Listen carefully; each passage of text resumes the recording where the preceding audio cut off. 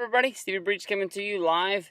Somebody liked the idea that I was doing these Q&As from random places. So today I am doing part 3. I'll give you about 20 minutes of my lunch here because I have nothing else to do except eat chicken nuggets for lunch is what I packed today. Plus I have this bag of Fritos right here. Uh, there's no news on the baby. We didn't go back to the hospital or anything like that today, so we'll have to see what tomorrow brings. At least I have the next 2 days off from work. But let's get down to it and let's talk some wrestling. Pull up these questions here for you. This question right here comes from Killshark77. Would you let Outlaw Ron Bass sit on your face? What the fuck is wrong with people? Like, why would you leave a comment like that? Outlaw Ron Bass was a good wrestler. I always really liked him and his gimmick. It was too bad that he didn't really go that far in the WWF when he came over in the, I think that was the late '80s. I don't think it was the '90s yet. But if Ron Bass had asparagus for dinner the night before, I'd have no problem with it. Go on, let's pick these back up. Oh shoot, where was I? I just lost myself. All right, Alan Punk 44. Who is your favorite wrestler out of the following and why? Santino, Jinder Mahal, Heath Slater, Zack Ryder, Ryback, Jobber number 3, and Ted DiBiase Jr. You gave me an easy one. I love Ted DiBiase Jr. Why he's in the spot he's in right now, I have no idea. The guy's got talent. He's got the look. People say the only thing is that he doesn't have that like thing when the light turns on and the camera's on him. He doesn't flip into his mode. He's just sort of, he talks like he talks. He's from Mississippi, is I think where the DiBiases are from, and they like Ted DiBiase Sr. because he was able to flip on that laugh, and he talked with that voice that wasn't his real voice. But why can't Ted DiBiase Jr. just be some guy from Mississippi who looks good and kicks ass? I mean, like, just because he talks a little different doesn't mean anything bad about the guy. I'm a big fan of Ted DiBiase Jr. Glad you gave him to me.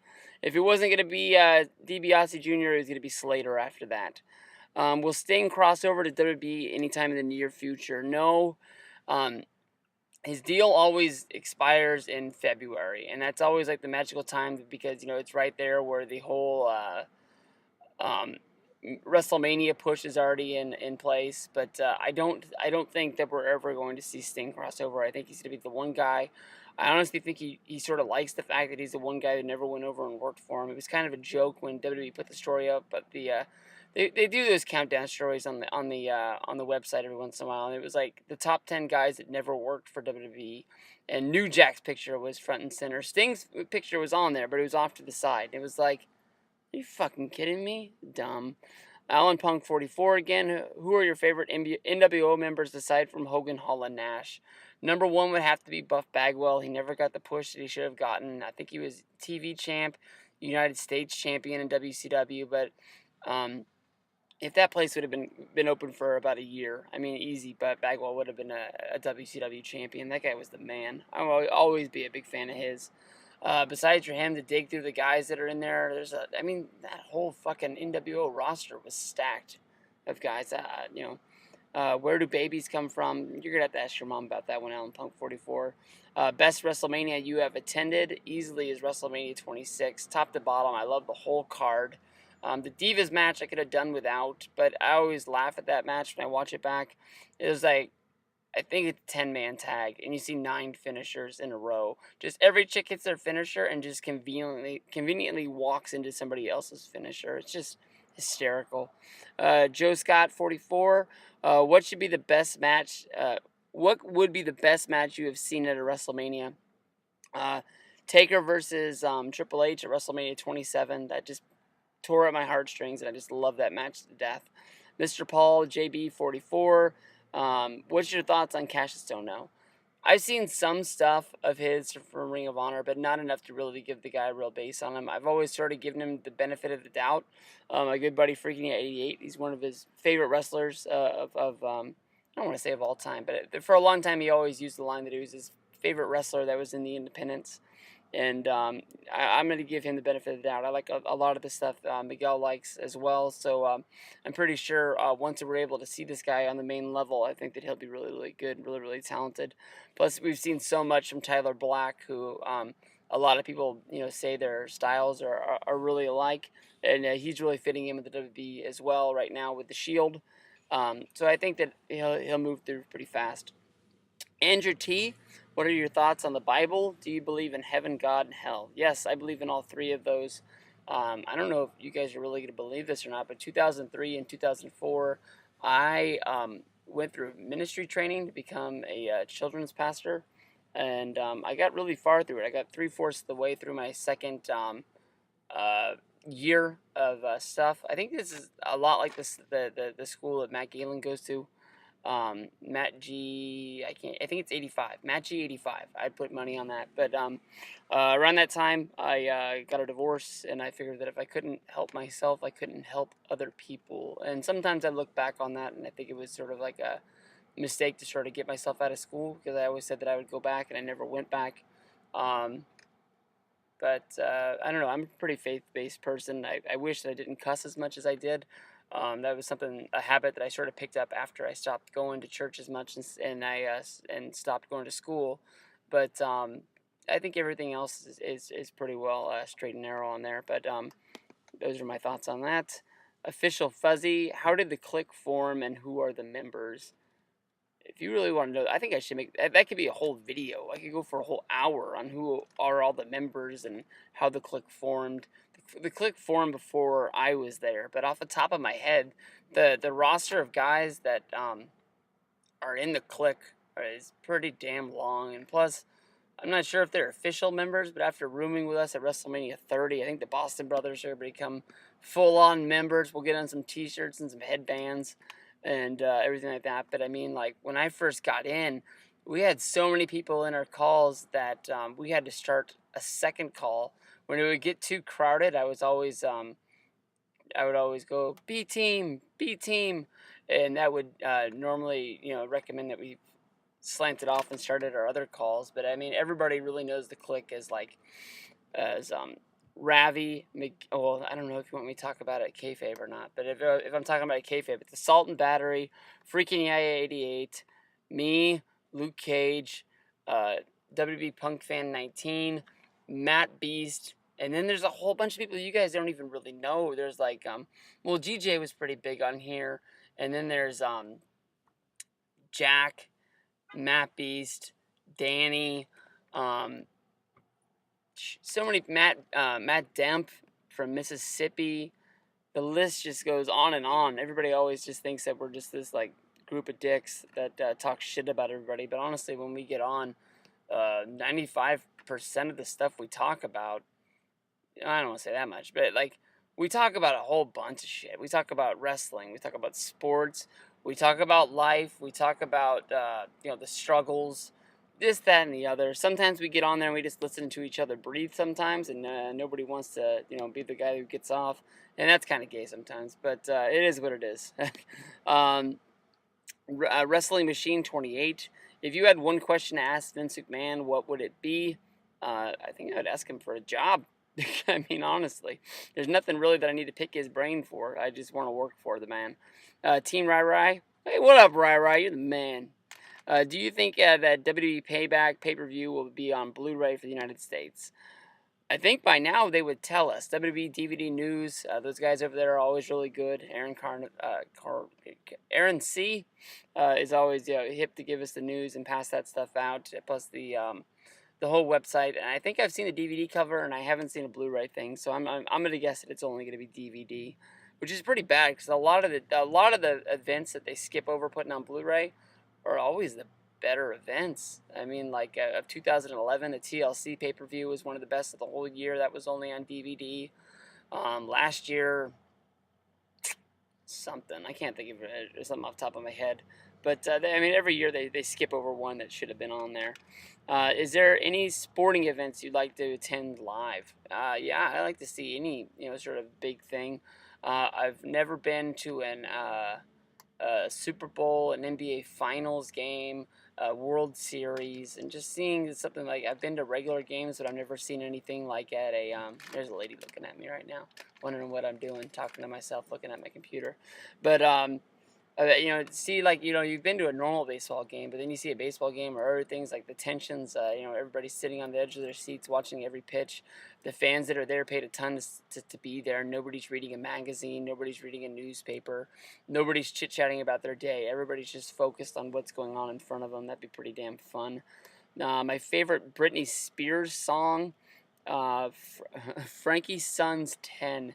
I'm going to go with one that you might not have heard of, and it's called The Touch of My Hand. Look that up on YouTube. You'll figure it out. One Warrior Nation 91. Fuck, Marry, Kill. Maurice, Taryn Terrell, and Eve Torres. I'm going to marry Eve. I'm going to fuck Taryn Terrell, and then I'll kill Maurice. And that might have been pretty easy, but that was a tough one at the same time. You don't want to offer any of those chicks. Who's your pick for Money in the Bank this year? If they're not going to give him a title match, it's going to be Daniel Bryan. You'd think that they wouldn't let somebody win it 2 times, but they let CM Punk win it twice when it was just a WrestleMania event. So why not let him win again? Ryback might need one because he's got this huge losing streak, and now he's got this guaranteed title shot again. That'd be a good way to get him back in the fold. And hell, you never know, they could give it to Rob Van Dam for making a return. Who should go into the TNA Hall of Fame along with Angle and Sting? Geez, I made a whole list of 5 guys that should have gotten in there. I wouldn't be surprised if they would put Ken Shamrock in there, just for the media attention that comes along with him. Jeff Jarrett is a definite number 1 guy for me. AJ Styles, because he's a little younger, would be a number 2 guy. Dixie Carter, I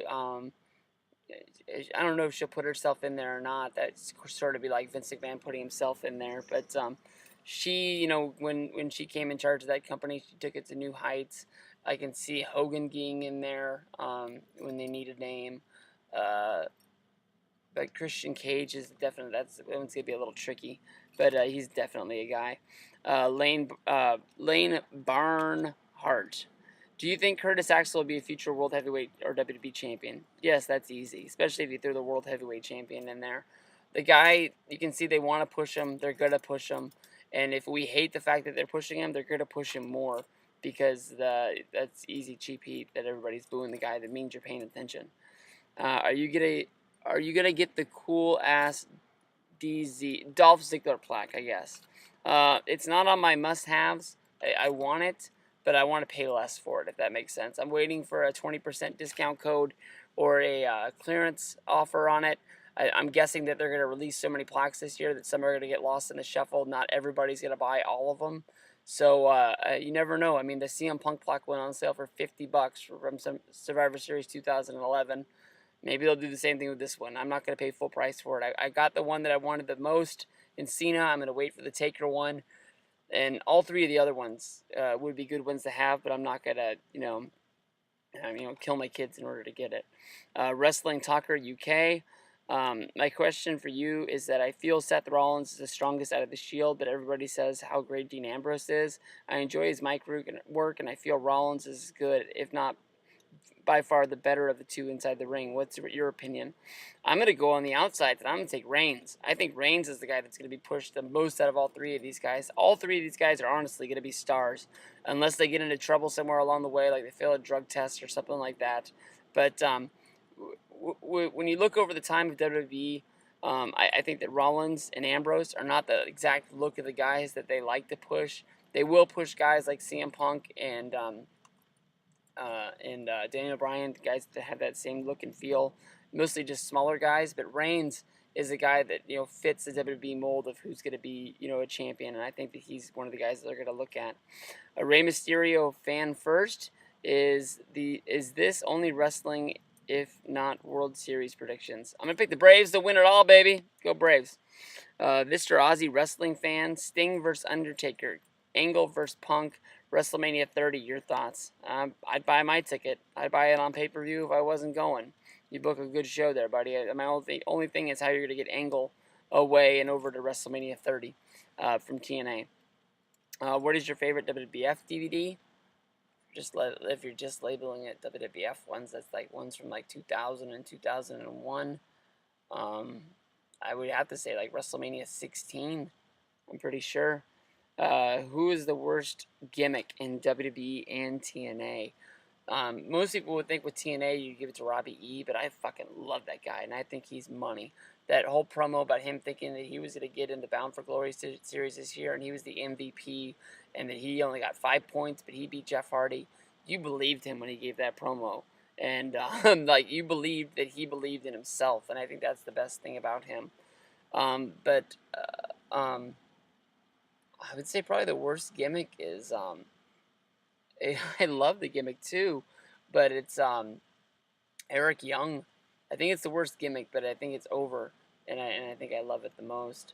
For the worst gimmick for WWE, I don't know of anybody that has a really bad gimmick in WWE that I can think of. I remember when what the fuck is his name? I saw him on Main Event like 2 weeks ago. He was the guy, Ryder and Kurt Hawkins. I think Kurt Hawkins might have the worst gimmick in WWE because he just looks like he fits with the Ace and Eights guys. Like sort of like they sent one guy over to sort of take over WWE at the same time as taking over TNA. But the only thing is he can't get a win. And somebody, I think Zach told me that he's been dressing that way for 2 years, but he hasn't been on any of the shows that I've seen. So I'd have to give the worst gimmick to Kurt Hawkins. What are your thoughts? I'm sorry. What are the worst DVDs, Blu-rays of your collection? Oh man, I know the worst DVD in my collection is the videos, Volume 1, WWF, or it might be WB, and all they are the entrance themes and the entrance things. I've never watched it. I probably never will. Some people have said some good things about the Before the Superstars, Volume 1 and Volume 2. I've never watched them. It's going to be a cold day in hell before I do watch them. I know they're a lot like Confidential, but I think I'm going to buy the Confidential set sooner than later. That was a damn good show. Chain Gang Spear. If you could relive any wrestling moment, what would it be? Like relive it, like be there live or be a part of it?